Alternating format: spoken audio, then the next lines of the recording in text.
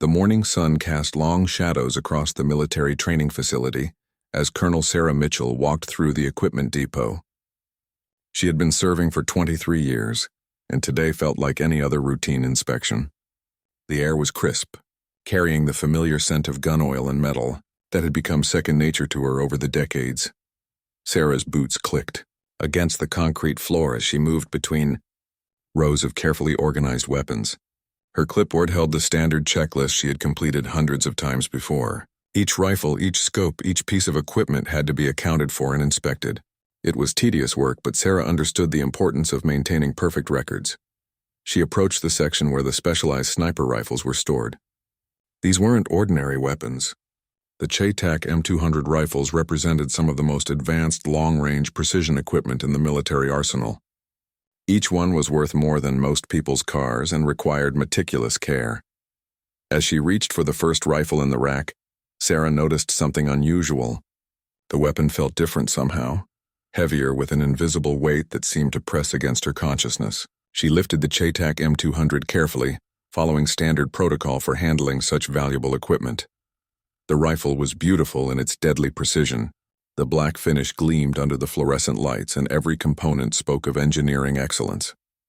Sarah had handled these weapons countless times during her career, training soldiers in their proper use and maintenance. She knew every inch of their construction. But today something was different. As she began her inspection, checking the scope mounts and running her fingers along the barrel, she felt an odd sensation. It was as if the weapon itself was trying to tell her something. The metal seemed to hold secrets, stories that went beyond the technical specifications in her manual. Sarah shook her head, dismissing the strange feeling as fatigue. She had been working long hours recently, preparing for the upcoming training exercises. Perhaps she was simply more tired than she realized. She continued her inspection, noting the serial numbers and checking each component against her list. The scope was a work of art, capable of magnifying targets at impossible distances. Sarah peered through it briefly, adjusting the focus and checking for any signs of damage or wear. Everything appeared to be in perfect condition, exactly as it should be for equipment of this caliber. She was about to move on to the next rifle when something caught her eye. There, etched discreetly into the metal near the trigger guard, were small marks that she had never noticed before. They weren't part of the manufacturer's markings or military inventory numbers. These looked different, more personal somehow. Sarah leaned closer, squinting to make out the details. The marks appeared to be tally marks, tiny scratches in the metal that someone had carefully carved.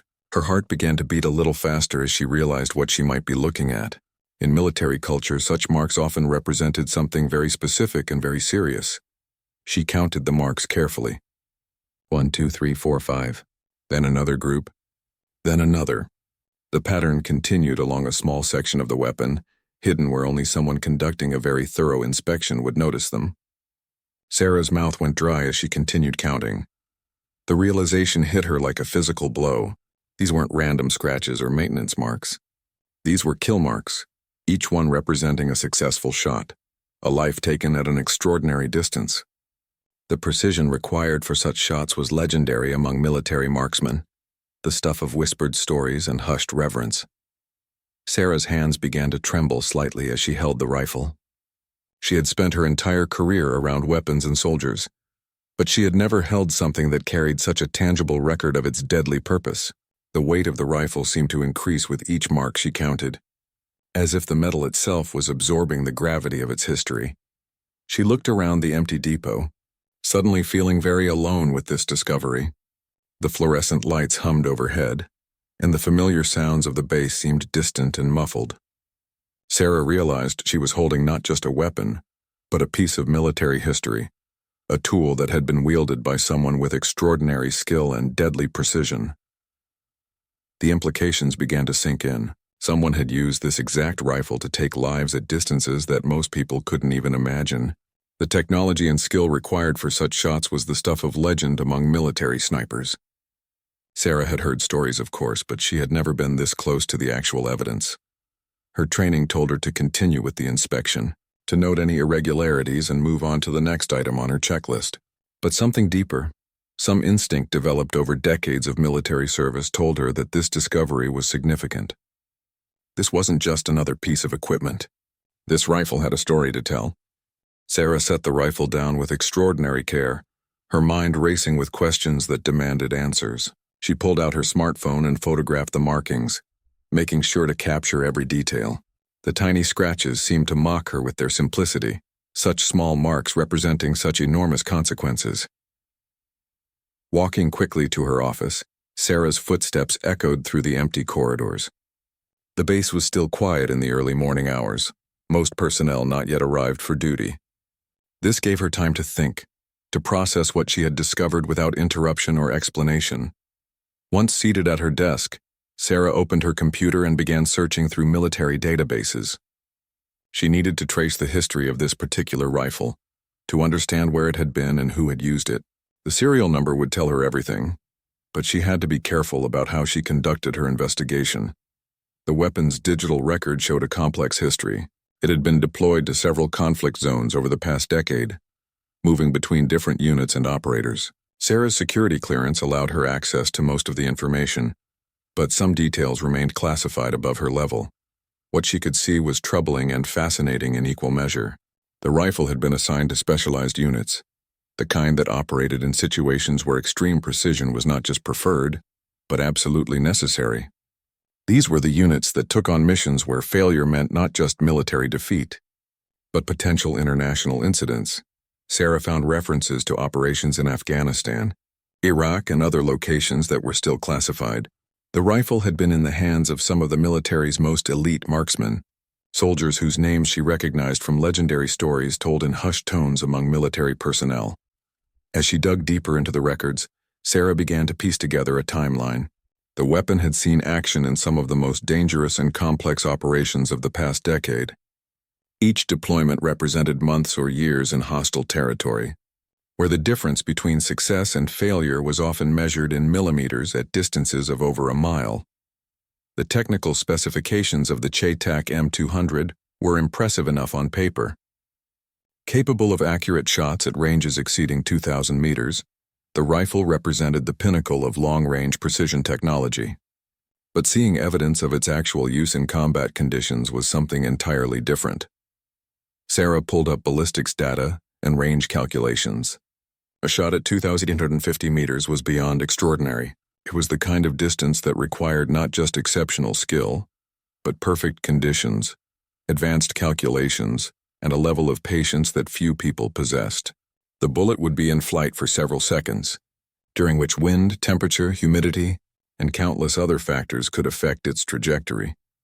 She found herself calculating the technical requirements for such a shot. The bullet drop alone would be measured in dozens of feet. The shooter would have to account for the Earth's rotation, the Coriolis effect that could deflect a bullet by several inches at such extreme ranges. It was as much science as marksmanship. The more Sarah researched, the more impressed and disturbed she became. Each mark on that rifle represented not just a successful shot, but a demonstration of skill that bordered on the superhuman. The mental discipline required to make such shots under combat conditions was something she could barely comprehend. She began cross-referencing the rifle's deployment history with known military operations. Slowly, a picture began to emerge of missions that had never made the news. Operations conducted in the shadows where success was measured not in territory gained, but in threats eliminated before they could materialize. Sarah's phone buzzed with a text message from her assistant, reminding her of the day's scheduled meetings. She looked at the clock and realized she had been researching for over 2 hours.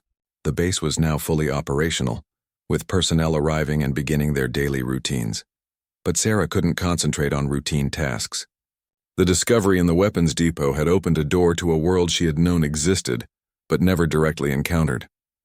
She was looking at evidence of the military's most secretive and precise operations, the kind that required operators with skills that seemed almost mythical. She printed out some of the technical data and weapon specifications, being careful to include only information that was already within her clearance level. The classified details would have to remain in the digital realm, but she needed something tangible to help her understand what she had discovered. As Sarah prepared for her first meeting of the day, she realized that her routine inspection had uncovered something far more significant than a simple inventory discrepancy. She was now connected to stories of extraordinary skill and deadly precision, operations that had shaped recent military history in ways the public would never know. The weight of this knowledge settled on her shoulders as she locked her office and headed to the conference room. She carried with her not just the memory of those tiny marks on cold metal, but the growing understanding that she had stumbled upon evidence of some of the most remarkable and lethal marksmanship in modern military history. Sarah knew she needed to learn more, but she also understood that her investigation would have to be conducted carefully. The world of elite military snipers was one of secrecy and shadows, where stories were rarely told, and legends were built on whispered rumors rather than official records. 3 days after her discovery, Sarah found herself in the archives section of the base surrounded by boxes of mission reports and personnel files. Her official duties had taken a back seat to her unofficial investigation. She had used her position and clearance to access records that might shed light on the rifle's history and its previous operators. The breakthrough came when she cross-referenced deployment dates with personnel assignments. A name kept appearing in connection with the rifle's most significant deployments. Staff Sergeant Marcus Chen, a sniper with the 75th Ranger Regiment who had served multiple tours in Afghanistan and Iraq. Sarah pulled Chen's file and began reading. The man's service record was extraordinary. Multiple commendations, expert marksmanship qualifications that exceeded standard requirements, and a series of successful missions that had earned him recognition among the military's elite sniper community. What struck Sarah most was not just Chen's skill, but his background. He had grown up in rural Montana, learning to hunt from his grandfather at an early age. His natural talent with rifles had been evident from childhood, but it was his military training that had refined those skills into something approaching artistry. The file contained photographs of Chen, showing a quiet, intense man with dark eyes that seemed to see everything. His instructor's comments praised not just his marksmanship, but his patience, his ability to remain motionless for hours, and his mathematical precision in calculating shots under the most challenging conditions. Sarah discovered that Chen had been deployed with the rifle during a particularly dangerous mission in Afghanistan's Helmand province. The operation, classified as Operation Silent Thunder, had involved eliminating high-value targets who were coordinating attacks against coalition forces from seemingly impossible distances. The mission reports, heavily redacted but still revealing, described encounters where enemy combatants had established positions on mountainsides, believing themselves safe from conventional weapons due to the extreme range. Chen and his spotter had been tasked with proving them wrong. Reading between the lines of the official reports, Sarah began to understand the nature of Chen's work. He wasn't just a soldier. He was a problem solver who used mathematics, physics, and extraordinary skill to eliminate threats that conventional forces couldn't reach. Each shot required hours of preparation, careful observation of conditions, and calculations that had to be perfect. The 2,150-meter shot that had left its mark on the rifle had occurred during a mission to protect a convoy of humanitarian aid workers. Enemy fighters had positioned themselves on a ridge that commanded the only safe route through a valley. Traditional military response would have required significant resources and time, during which the aid workers remained in danger. Chen had studied the position for 3 days, calculating wind patterns, temperature variations, and the precise trajectory needed to reach the target. The shot, when it finally came, had been the result of patience, preparation, and skill that few people in the world possessed. Sarah found herself fascinated by the technical aspects of Chen's work. The ballistics calculations alone were incredibly complex. At 2,850 meters, a bullet would drop more than 30 feet from its initial trajectory. Wind could push it several feet in any direction. The shooter had to account for altitude, humidity, temperature, and even the Earth's rotation. But beyond the technical skill, Sarah was impressed by the mental discipline required.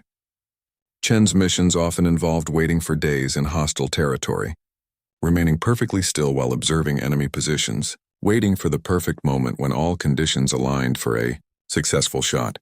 The psychological profile in Chen's file revealed a man who approached his deadly work with a calm professionalism that was both admirable and slightly unsettling. He showed no signs of the emotional trauma that often affected soldiers in combat roles. Instead, he seemed to view each mission as a complex puzzle to be solved with precision and patience. Sarah learned that Chen had requested the specific CheyTac M200 for his final deployment. He had worked with the rifle extensively during training and had developed an almost intimate knowledge of its characteristics. Every weapon, even of the same model, had unique traits that affected accuracy, and Chen had learned to compensate for this particular rifle's specific tendencies. The relationship between a sniper and his rifle was something Sarah was beginning to understand. It wasn't just a tool. It was a partner in the deadly precise work that these soldiers performed. Chen had customized various aspects of the weapon, making minor adjustments that improved its performance under the specific conditions he faced. As Sarah continued reading, she discovered that Chen's tour had ended abruptly. He had been wounded during a mission and evacuated for medical treatment. The rifle had been returned to the armory while he recovered, but Chen had never returned to active duty. He had been medically retired due to injuries sustained in combat. The final entry in Chen's file indicated that he had been awarded several medals for his service, including recognition for actions that remained classified. His commanding officer's recommendation spoke of a soldier who had performed his duties with exceptional skill and unwavering dedication. Sarah realized she was looking at the career of one of the military's most effective operators, a man whose work had likely saved countless lives through his ability to eliminate threats from impossible distances. The marks on the rifle represented not just successful shots but missions completed, lives saved, and dangers neutralized through the application of extraordinary skill and deadly precision. After her conversation with Rodriguez, Sarah found herself changed by the knowledge she now carried. The marked rifle had returned to its rack in the weapons depot, but she could no longer see it as just another piece of equipment. Every time she walked through that section, she was reminded of the extraordinary events that weapon had witnessed. Sarah began researching why Chen's record-breaking shot had never been publicly acknowledged. What she discovered was a complex web of operational security, classified missions, and the military's need to protect both methods and personnel. The shot that had saved lives and altered the course of operations in an entire region remained buried in classified files. The official records showed that the mission had been successful, but the details of how that success was achieved were locked away at classification levels that few people would ever access. Chen's achievement existed in the shadowy world of special operations, where extraordinary feats were often hidden to protect future capabilities. Sarah learned that announcing such a shot would have revealed too much about military capabilities, equipment specifications, and operational methods. The enemy would have learned valuable information about the range and precision of American sniper teams, potentially compromising future missions and putting other soldiers at risk. She also discovered that Chen himself had requested that his achievement remain classified. Through military channels, Sarah found a brief statement Chen had made during his debriefing, where he emphasized that publicizing the shot would serve no tactical purpose and might endanger other operators working in similar conditions. This level of humility and professionalism impressed Sarah even more than the technical achievement itself. Chen had accomplished something that would have made him famous in military circles, yet he chose to keep it secret for the greater good of military operations and the safety of his fellow soldiers. Sarah began to understand the burden that soldiers like Chen carried. They performed extraordinary feats under the most challenging conditions, often saving lives and completing crucial missions, but their achievements remained hidden from public recognition. The psychological weight of such secrecy was something she had never fully appreciated.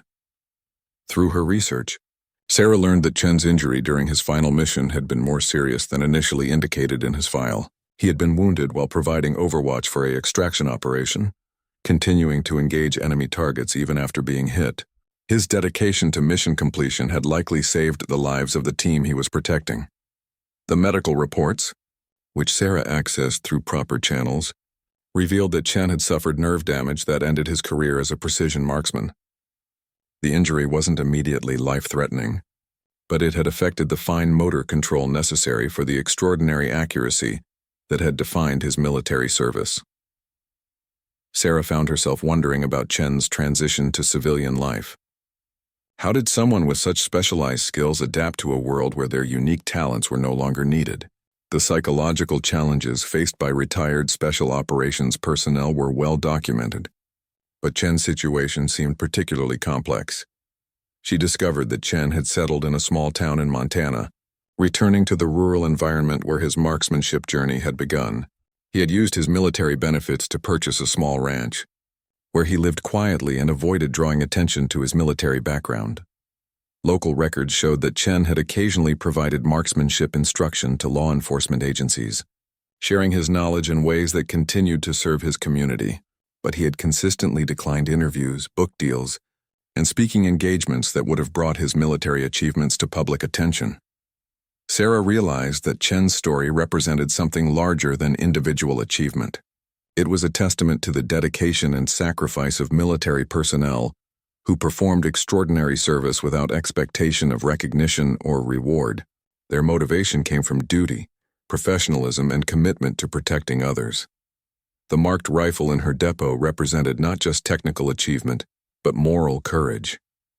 Each mark told a story of split-second decisions made under pressure, of lives saved through precise action, of soldiers who carried the weight of their deadly skills with honor and humility. Sarah began to see her own role differently. As someone responsible for maintaining and tracking these weapons, she was connected to stories of service and sacrifice that most people would never know. The equipment in her care had been tools in the hands of extraordinary individuals who had shaped history through their actions. She also understood why the military's most elite operators often struggled with retirement. The transition from a world where their skills had life and death importance to civilian life where those same skills were largely irrelevant created psychological challenges that were difficult for outsiders to understand. The secrecy surrounding Chen's achievement also highlighted the complex relationship between military effectiveness and public knowledge.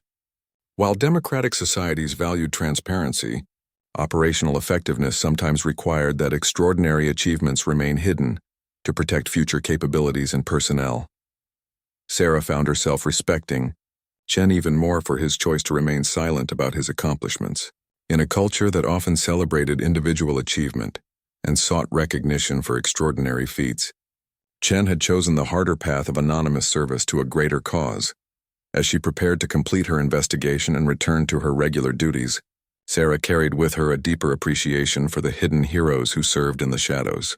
Their stories might never be told, but their service continued to protect and defend in ways that the public might never fully understand or appreciate. 6 months after her discovery, Sarah found herself standing once again in front of the weapons rack, holding the same CheyTac M200 that had started her journey into the hidden world of military precision. But now the rifle carried additional weight beyond its physical mass. It held the weight of knowledge, of understanding, of connection to extraordinary service that most people would never comprehend. Sarah had completed her investigation quietly and professionally, documenting her findings in reports that would likely remain buried in classified files for decades. She had learned the story behind the marks, understood the achievement they represented, and gained insight into the complex world of military special operations. The rifle would soon be transferred to a different unit, continuing its service in the hands of other skilled operators. Sarah had ensured that its maintenance records were complete and accurate, but she had made no official mention of the kill marks or their significance. Some stories she had learned were meant to remain hidden, but Sarah had made one unauthorized decision. Using her administrative access and knowledge of military protocols, she had quietly arranged for Chen to be informed about the location of his former rifle. It wasn't proper procedure, and it could have resulted in disciplinary action if discovered. But Sarah felt that the man who had achieved something extraordinary deserved to know that his weapon was being properly cared for.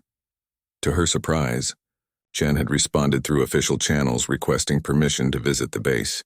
His letter, processed through military protocol, was simple and professional, asking only for the opportunity to see the rifle one final time before it was transferred to active duty. The meeting had been arranged for a quiet afternoon when the depot was nearly empty. Sarah had been waiting when Chen arrived, accompanied by a current military escort as required by security protocols. The man who entered the depot bore little resemblance to the intense soldier she had seen in military photographs. Chen was shorter than Sarah had expected, with graying hair and a slight limp that spoke of his combat injuries. But his eyes still held the same intensity she had seen in his military photos. The gaze of someone who had trained himself to see and understand details that others missed. When Chen approached the rifle, his demeanor changed subtly. He didn't touch the weapon immediately, instead studying it from several angles as if reacquainting himself with an old friend. When he finally lifted the CheyTac M200, his hands moved with practiced familiarity, checking the action and examining the scope with professional thoroughness. "She's been well maintained," Chen said quietly, his first words since entering the depot. "Thank you for taking care of her." Sarah watched as Chen found the small marks near the trigger guard, running his finger gently over scratches that represented some of the most remarkable marksmanship in military history. His expression remained neutral, but she could see the memories playing behind his eyes. "I heard you know about the 2008 50-meter shot," Chen said without looking up from the rifle. "Rodriguez told me someone had been asking questions." Sarah confirmed that she had spoken with his former spotter and had researched the mission records available to her clearance level. She expressed her admiration for the achievement and her respect for his service, but Chen seemed uncomfortable with the praise. "It wasn't just me," Chen explained. "Rodriguez was essential for that shot. The intelligence people who identified the target, the support teams who got us into position, the commanders who gave us the mission. Individual achievements in the military are usually team efforts that get credited to one person." This humility, Sarah realized, was characteristic of the elite operators she had learned about during her investigation. They understood that their extraordinary individual skills were meaningless without the support, training and teamwork that made their missions possible. Chen spent nearly an hour with the rifle, checking its condition and making minor adjustments that only someone with his level of expertise would notice. He spoke briefly about its characteristics, explaining how he had learned to compensate for its specific traits during their time together in combat. "This rifle saved a lot of lives," Chen said as he prepared to leave. "I hope whoever gets it next understands that it's not just about the technology. It's about responsibility, patience, and making every shot count." Before departing, Chen thanked Sarah for her discretion in handling the discovery of the kill marks. He explained that the secrecy surrounding his achievements wasn't just about operational security, but about his own desire to leave his military service in the past and build a new life as a civilian. After Chen left, Sarah returned the rifle to its rack with a deeper understanding of the responsibility she carried as its temporary custodian. The weapon would soon be deployed with new operators who might never know about its remarkable history, but would benefit from its proven reliability and precision. Sarah had learned that the most extraordinary achievements often remained hidden, known only to the small group of people directly involved. The public might never hear about the 2008 50-meter shot that had saved lives and changed the course of operations in a remote Afghan valley, but its impact had rippled through military and civilian communities in ways that might never be fully understood. In the weeks that followed, Sarah found herself viewing her work differently. Every weapon, every piece of equipment in her care might have similar stories, hidden histories of service and sacrifice that would remain classified for decades. Her role as their guardian carried responsibilities that extended far beyond simple inventory management. The marked rifle was eventually transferred to its new unit, carrying with it the potential for new stories, new achievements, new service in the hands of the next generation of military marksmen. Sarah's investigation had ended, but her understanding of the hidden world of military service would continue to influence how she approached her duties for the rest of her career. She never spoke publicly about what she had learned, honoring the tradition of silence that protected both operational security and the privacy of the extraordinary individuals who served in the shadows. But she carried with her the knowledge that ordinary-looking equipment could hide extraordinary stories, and that the true heroes of military service often preferred anonymity to recognition. Sarah's investigation led her to Sergeant First Class David Rodriguez, Chen's former spotter, and the only person who had witnessed the legendary 2,150-meter shot firsthand.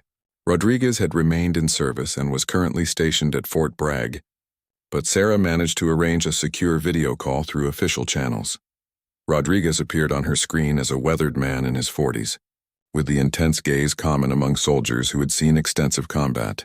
When Sarah explained her discovery of the marked rifle, Rodriguez's expression changed from professional courtesy to something approaching reverence.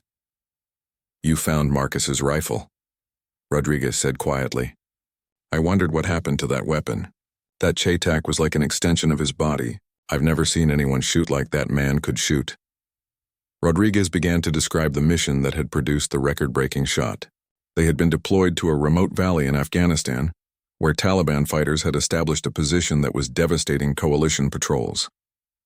The enemy had chosen their location perfectly, with clear sight lines over the only route through the area and enough distance to make conventional weapons ineffective. The brass wanted to call in an airstrike, Rodriguez explained, but there were civilian villages nearby, and intelligence suggested the Taliban were using human shields. Marcus studied the situation for 2 days before proposing his solution. The target was a single Taliban commander who was coordinating attacks from a rocky outcrop on a mountain ridge. Intelligence indicated that eliminating this individual would disrupt the entire operation and allow safe passage for coalition forces and humanitarian convoys. Rodriguez described how Chen had spent hours calculating the shot. The distance was beyond anything he had attempted before, pushing the limits of both the rifle and his own capabilities. The bullet would be in flight for over 4 seconds, during which countless variables could affect its trajectory. Marcus set up in a position that gave him a clear line of sight, but we were so far away that even through the scope, the target looked like a dot, Rodriguez continued. He spent an entire day just observing, noting wind patterns, temperature changes, how the heat affected visibility. The mathematics involved were staggering. Chen had to calculate bullet drop, wind drift, the Coriolis effect, and atmospheric conditions. He used weather instruments, ballistic software, and years of experience to develop a firing solution that existed at the very edge of possibility. Rodriguez explained that Chen had also studied the target's behavior patterns. The Taliban commander appeared at the same position each morning to observe the valley and coordinate with his fighters. Chen needed to predict not just where the target would be, but exactly when he would be stationary long enough for the shot to reach him. The morning of the shot, conditions were as perfect as they were going to get, Rodriguez recalled. Light wind, good visibility, stable temperature. Marcus made final adjustments to his scope and settled into position about an hour before the target usually appeared. The waiting was perhaps the most difficult part. Chen had to remain perfectly motionless while maintaining focus on a target that was barely visible even through his high-powered scope. Any movement, any change in his breathing or heart rate could affect the shot's accuracy by several feet at that distance. When the target finally appeared, Chen had only a few minutes to make his decision. The Taliban commander was known to be cautious, rarely staying in one position for long. Through his scope, Chen could see the figure moving around the rocky outcrop, occasionally pausing to survey the valley below. Marcus tracked him for about 3 minutes, Rodriguez said. I was watching through my own scope, calling out adjustments for wind and distance. When the target stopped in an exposed position, Marcus had maybe 30 seconds to take the shot. The actual moment of the shot was anticlimactic in its simplicity. Chen made a final microscopic adjustment to his scope, controlled his breathing, and squeezed the trigger with the gentle pressure that had become second nature through thousands of hours of training. The bullet left the rifle at over 3,000 feet per second, beginning a journey that would take it through varying air densities, crosswinds, and gravitational effects that Chen had calculated to the millimeter. For 4.5 seconds, the success or failure of the mission depended on physics, mathematics, and the precision of Chen's calculations. Rodriguez described watching through his scope as the bullet reached its target. At that distance, even with magnification, the impact was barely visible. But within minutes, intelligence confirmed that the Taliban commander had been eliminated, and enemy activity in the valley ceased almost immediately. Marcus just looked at me and nodded, Rodriguez remembered. No celebration, no emotion. He treated it like any other successful shot, but I knew we had just witnessed something extraordinary. That distance, those conditions, the importance of the target, it was the kind of shot that snipers talk about in whispers. The aftermath had been swift and decisive. Coalition forces were able to move through the valley safely. Humanitarian aid reached villages that had been cut off for weeks, and the Taliban's operational capability in the region was significantly reduced. Rodriguez explained that Chen had insisted on confirming the shot's distance using GPS, measurements, and range-finding equipment. When the calculation came back at 2,147 meters, later refined to 2,150 meters, both men understood they had achieved something that would likely never be repeated. Marcus made that mark on his rifle that night, Rodriguez concluded. One small scratch to represent the longest confirmed kill shot in military history. But he never talked about it, never boasted. To him, it was just another problem solved. Another mission completed. Sarah realized she was listening to the description of one of the most remarkable feats of marksmanship in modern warfare. A shot that had required not just extraordinary skill, but perfect conditions, advanced technology, and a level of mental discipline that few people possessed.